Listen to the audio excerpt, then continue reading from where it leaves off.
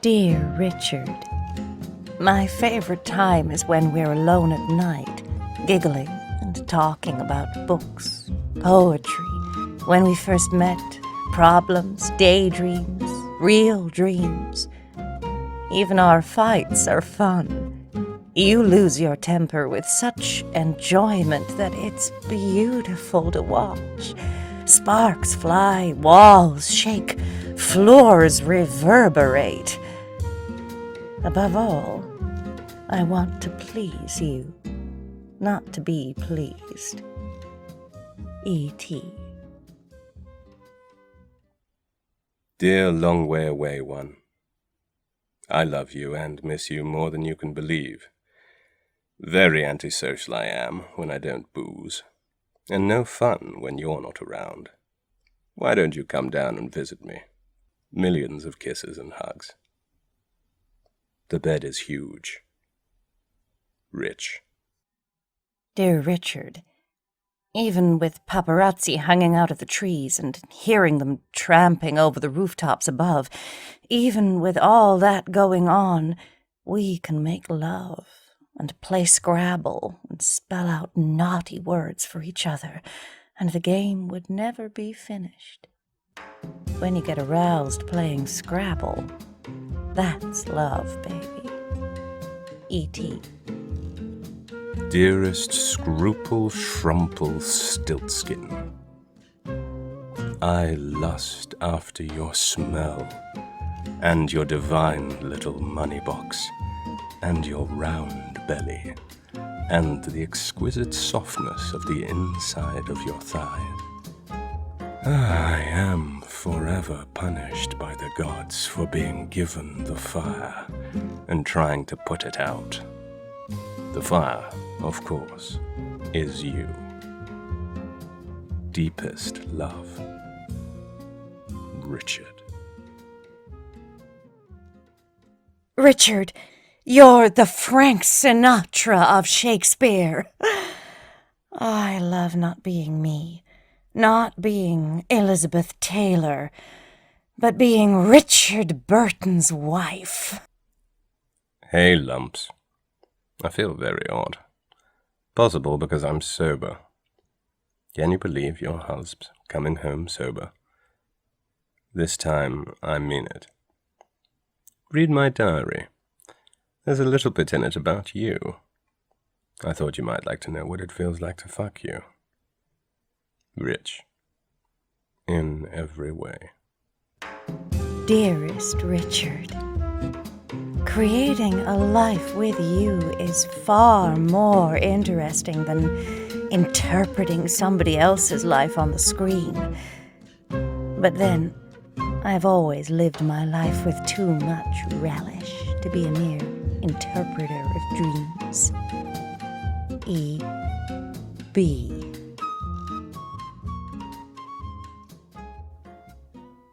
Dear Twit Twaddle, I have the shake so badly that it would be fatal to come out to the studio. I'm afraid that I had one drink, but will drink no more until you come home. I love you and miss you. It's no use pretending that you are an ordinary woman. Quite clearly, like the fountain pen you gifted me, you are not. And since we're talking of pens and you, outwatch the ink splurge out of the pen, reaching out from the inner depth of the divine body. Will you, incidentally, permit me to fuck you this afternoon? I love you, my little twitch. Husbs. Richard, you are magnificent in every sense of the word, and in everything you've ever done. You are magnificent on the stage, magnificent in film, magnificent at making love. Elizabeth. My darling, I know I'm a terrible liar sometimes, but please believe that I have never betrayed you. It's only a question of booze. I behaved like an idiot, and quite a lot of people would like to take me away from you.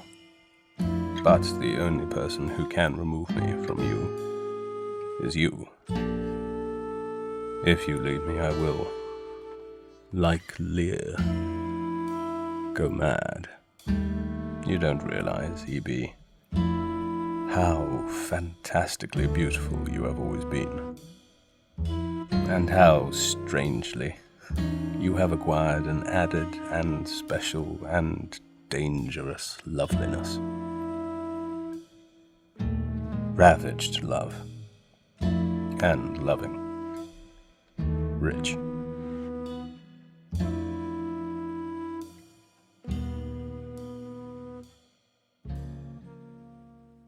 Richard, I am convinced it would be a good and constructive idea if we separated for a while. Maybe we loved each other too much.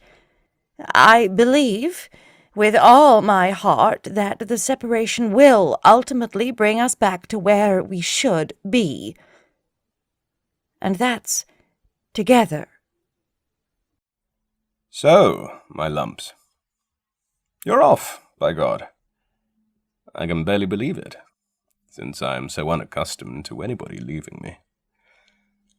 All I care about is that you are happy, and I don't care much who you'll find happiness with. As long as he's a friendly bloke, and treats you nice and kind. If he doesn't, I'll come at him with a hammer.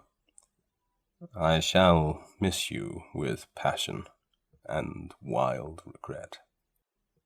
Try and look after yourself. Much love. Don't forget that you are probably the greatest actress in the world. I wish I could borrow a minute portion of your passion and commitment. But there you are. Cold is cold, as ice is ice. Richard, do you think we've done the right thing?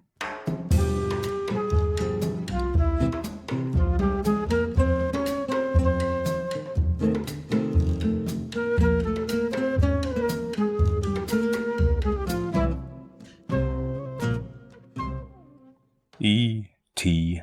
Burton.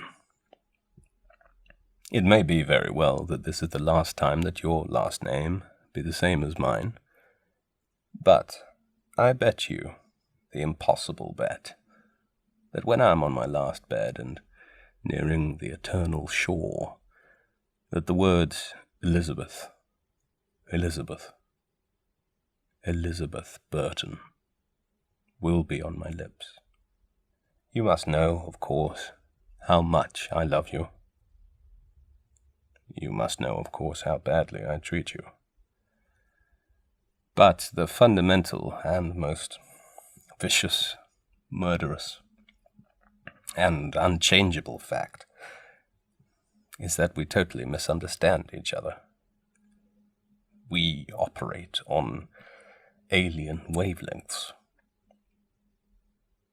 I love you, and always will. Come back to me as soon as you can. Rich. My darling, my husband, I wish I could tell you of my love for you, of my fear, my delight, my pure animal pleasure of you, with you, my jealousy, my pride, my anger at you at times, most of all of my love for you, and whatever love you can dole out to me. I wish I could write about it, but I can't. I can only boil and bubble inside and hope you understand how I really feel. Anyway, I lust thee, your still wife. P.S. Oh, love, let us never take each other for granted again. P.P.S. How about that? 10 years! Lumpy. First of all, you must realize that I worship you. Second of all, at the expense of seeming repetitive, I love you. Thirdly, I can't live without you. Fourthly, if you leave me, I shall have to kill myself. There is no life without you, I'm afraid. And I am afraid. Lost. Alone. And fifthly, I fancy you. I bet if you could persuade me to stop acting, I could work out a way whereby I could stay alive until I'm 55. That rhymes. Dearest Hubs, how about that? Happiness! I have my life back. I mean you, Richard. You really are my husband again. And I have news for thee. There bloody will be no more marriages, or divorces either. Do you realize we shall grow old together? And I know the best is yet to be. Yours truly, Wife. Home is where you are. I want to come home.